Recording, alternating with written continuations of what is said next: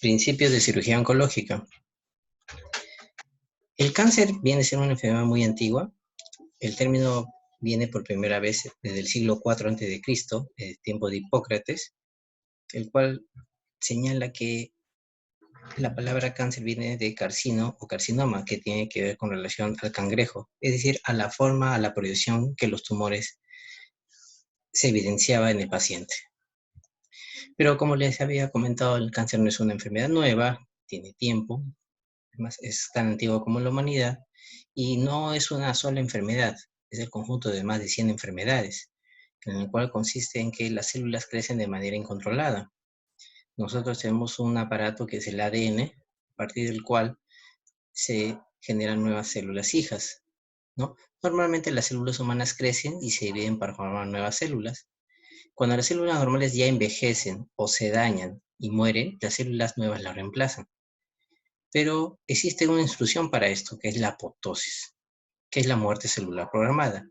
En el cáncer este mecanismo está dañado, ¿no? Debido a una serie de mutaciones que pueden ocurrir precisamente en la cadena de ADN. Por lo tanto, hay un crecimiento descontrolado, no hay muerte celular programada, genera un tumor que ocupa espacio. En el caso de cáncer de tiroides podría ocasionar problemas para respirar si está ubicado en el esófago, produce disfagia, y si persigue la vía linfática o la vía hematógena, puede llegar a sitios distantes de donde se originó, y eso se llama metástasis. ¿Pero podemos evitarlo? Sí, el 50% de los cánceres son muertes evitables, generalmente constituyen en hábitos saludables, el no fumar, que nosotros lo conocemos en el cáncer de pulmón, pero también puede ser cáncer de la cavidad oral, cáncer de esófago, el gástrico, etc. El no consumo de alcohol y el hacer ejercicio regularmente. Generalmente son eh, detalles que a nosotros nos sirven para prevenir la aparición del cáncer en el 50% de las muertes por esta neoplasia. Una dieta saludable también es recomendable. Por ejemplo, no consumir carnes rojas, tampoco alimentos procesados y azucarados. La dieta saludable consiste básicamente en el consumo de antioxidantes como frutas y verduras. Y en el caso de otras neoplasias, el amamantar evita el cáncer de seno, y usar protector solar ante la radiación ultravioleta no se evita el cáncer de piel. Entonces, para el cáncer existe una infinidad de tratamientos. Nosotros nos vamos a dirigir al ámbito quirúrgico. No es una enfermedad nueva, ya les había dicho, y habíamos también comentado que es una enfermedad potencialmente curable. Es más, hasta hace más de 50 años, el cáncer era un tratamiento básicamente quirúrgico y de radioterapia, ¿no? Pero, ¿cuál es la filosofía de la cirugía oncológica? Es intentar extirpar el tumor, es verdad, pero no solamente requerir conocimientos de anatomía, la técnica quirúrgica, el comportamiento del tumor, sino tenemos que, si el tumor está acá, debemos que darle un margen libre para evitar, ¿qué cosa? Que la enfermedad recurra, que lo vamos a ver más adelante. Pero sobre todo, la cirugía no es una sola disciplina en el manejo del cáncer. El manejo del cáncer es multidisciplinario. Incluye pues la quimioterapia, incluye también la radioterapia y también la terapia biológica. Eso es bien importante aclararlo. Nosotros podemos ver, por ejemplo, en el caso de cáncer anal, el primer tratamiento de elección, el tratamiento primario debe ser la quimio y radioterapia, y si hay buena respuesta ya no necesitaría la cirugía. El caso de cáncer de esófago es muy variado. Dependiendo de su localización, si estás más cerca del estómago, podemos plantear un tratamiento quirúrgico de primera instancia, pero si está localizado más en el tercio medio superior del esófago, el tratamiento cambia a quimio-radioterapia. Para seguir poder hablando de los principios de cirugía oncológica, tenemos que hablar el mismo idioma. Por ejemplo, un tumor habíamos dicho que era un trastorno de la proliferación celular, pero hay que recordar algo.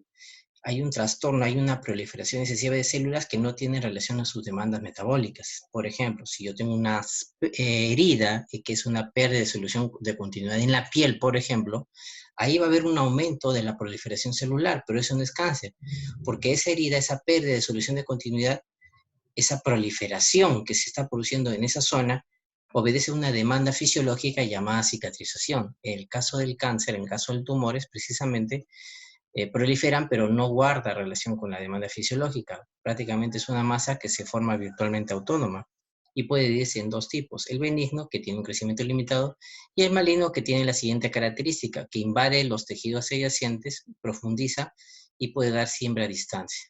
Es lo que la diferencia. Y acá un dato importante, cuando yo hablo de tumor maligno, es igual a decir cáncer. No existe el cáncer benigno. Cáncer de sí, ya de por sí es un tumor maligno. Y eso lo podemos ver inclusive en los medios de comunicación, el mal uso que hace del término cáncer maligno, cuando el cáncer de por sí ya es maligno. Otra definición de términos es el tipo carcinoma. El carcinoma es un tumor maligno que se origina en el epitelio. Por ejemplo, acá tenemos la pared gástrica y acá en este punto tenemos donde se produce el carcinoma. La pared gástrica tiene varios componentes. Tenemos el epitelio cilíndrico simple, ¿no? Y es ahí donde se origina precisamente el carcinoma. Si el cáncer se produce en el epitelio, que viene a ser muchas células y poco espacio entre ellas, por eso se llama epitelio, el término sería un carcinoma gástrico, ¿no? Y acá podemos ver las diferentes capas del estómago que lo vamos a ver a continuación.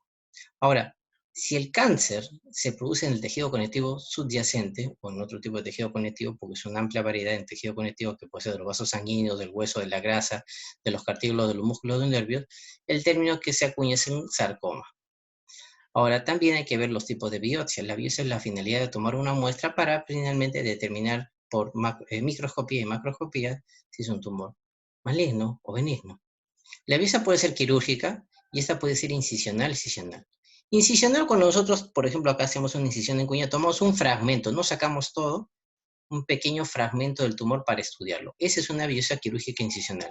Cabe recalcar que cuando yo digo quirúrgico, emplea el bisturí. La biopsia excisional es cuando yo saco todo. O sea, tiene dos propósitos. Puede ser diagnóstica y terapéutica si se hace bien, correctamente. La biopsia por aspiración ya no incluye el uso del bisturí, incluye el uso de una aguja. Puede ser una aguja fina o una aguja gruesa. Si es una aguja fina, hablaremos pues, precisamente de una biopsia por aspiración con aguja fina, el famoso BAF. Y es con aguja gruesa, vamos a hablar precisamente de pequeñas muestras ya de tejido, acá es citológico, acá no, de denominados cilindros que sirven para estudio anatomopatológico. Tenemos la biopsia por sacabocado, que consiste pues, en un sacabocado, es un bisturí hueco con forma circular que se gira en sentido de las agujas alrededor y nos sirve para tomar toda la muestra, sobre todo en profundidad. Eso lo hacemos generalmente en los cánceres de piel, que es lo recomendable, y sobre todo si son melanomas, y también en cáncer de vulva. La congelación de impronta es un solo tipo, son estudios de biopsia intraoperatoria de un fragmento de tejido. La congelación necesitamos de un criostato, que nosotros le llamamos la muestra que está en sala de operaciones, lo llevamos a casa, se congela a 35 a menos 35 a 30 grados durante 4 minutos y se observa, se le pinta, se le colorea y se toma un diagnóstico, una decisión.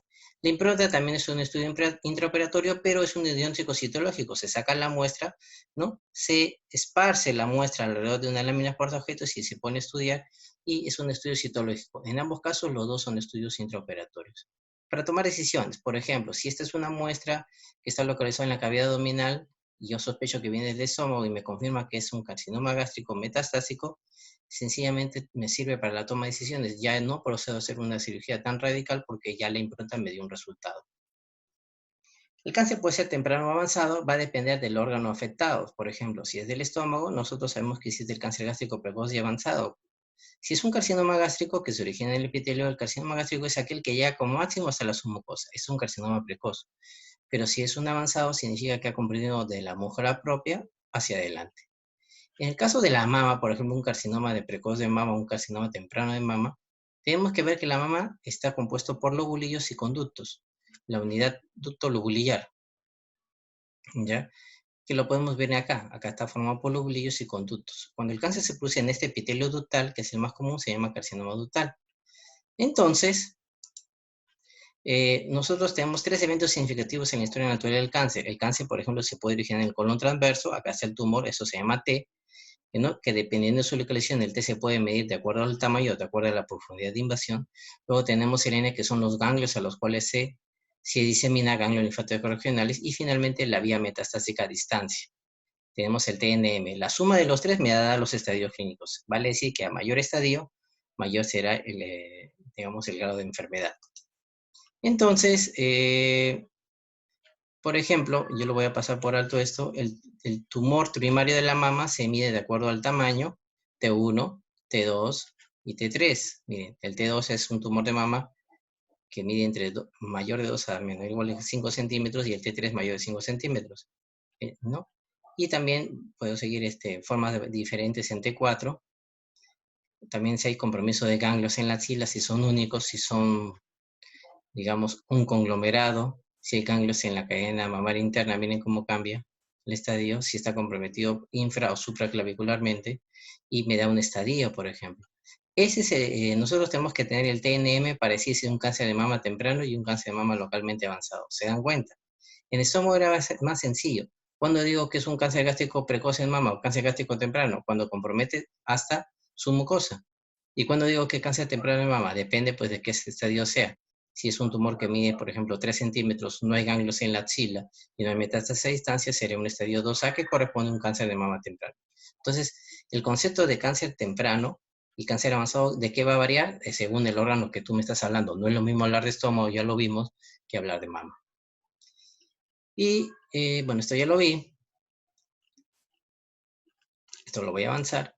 También, ¿para qué me sirve el TNM, el estadiaje? Para precisamente planificar el tratamiento, establecer el pronóstico y me permite intercambiar información. Si yo tengo un TNM que se ha tomado en España, va a ser el mismo TNM que llega al Perú, por ejemplo. Ahora, otra definición de términos es tratamiento neoadyuvante, tratamiento primario y tratamiento adyuvante. El tratamiento primario es el tratamiento ideal. Por ejemplo, para el cáncer gástrico se entiende que el tratamiento primario, o sea, el tratamiento ideal, sería la cirugía. Pero por obvias no, sino por alguna razón el paciente no es tributario de tratamiento primario, ya sea porque el tumor está pegado a vasos sanguíneos o está muy pegado a estructuras vecinas, yo le doy un tratamiento neoadyuvante, o sea, significa que le puedo dar quimioterapia, radioterapia y de acuerdo a la respuesta recién pasa a ser tratamiento primario. O, dependiendo de lo que uno encuentre en la primera cirugía, después le puedo dar tratamiento adyuvante. Entonces, neoadyuvante es todo aquel tratamiento que se da antes del tratamiento ideal, antes del tratamiento primario. El tratamiento adyuvante es aquel que complementa el tratamiento primario. ¿Cuáles son los factores que condicionan el tratamiento quirúrgico del cáncer? Uno, acá están las 4 características. Uno es la localización del tumor. Si el tumor está localizado en el estómago, por ejemplo, yo tengo que hacer una incisión supraumbilical principalmente. Si el tumor está localizado en el antro, tendría que ser una gastrectomía subtotal, pero si está localizado en el fondo gástrico, tendría que ser una gastrectomía total. ¿Ven cómo cambia? Ahora, el límite de resección. Tengo que tener un margen de 5 centímetros de tejido externo para que no quede enfermedad y distalmente 2 a 3 centímetros. Otra es la estructura histológica. Si el tumor, por ejemplo, se me ocurre un carcinoma celular, está aquí en el tronco, la distancia que tengo que tener de margen de piel sana debe ser de 4 milímetros, pero si está en la cara, debe ser mucho mayor a 4 milímetros. La extensión del tumor. Si el tumor está, si lo podemos dar, ofrecer una cirugía R0, R1, R2. Una cirugía de R0 significa que no ha quedado enfermedad macroscópica ni microscópica.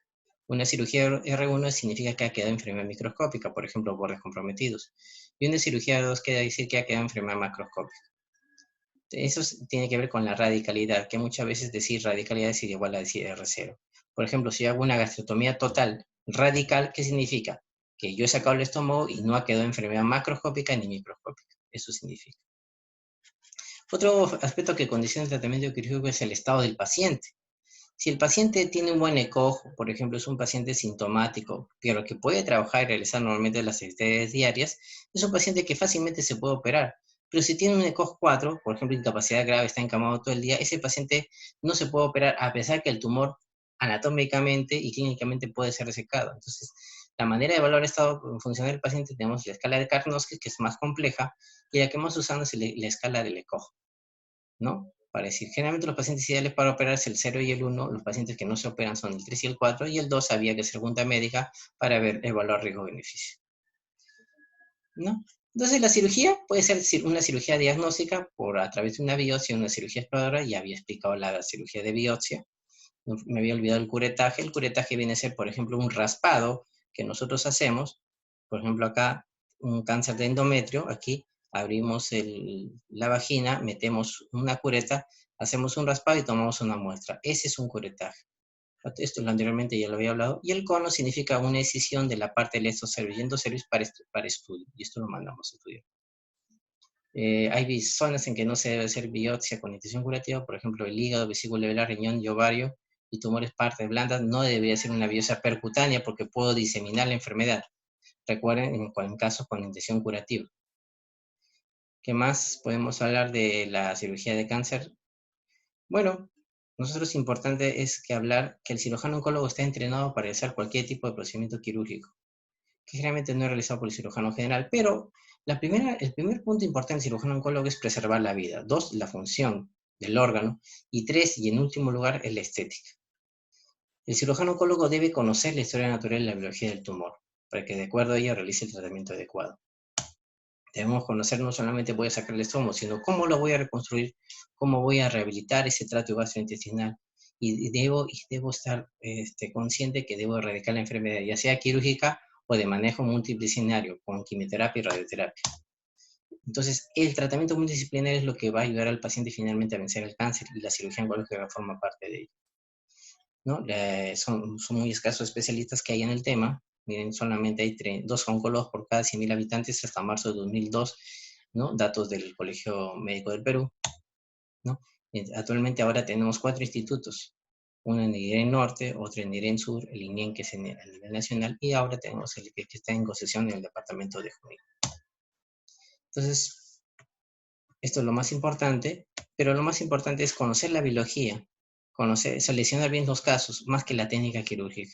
Sabiendo nuestra parte biológica, sabiendo seleccionar bien los casos, podemos vencer más la enfermedad. Muy bien, esa sería la primera parte, corresponde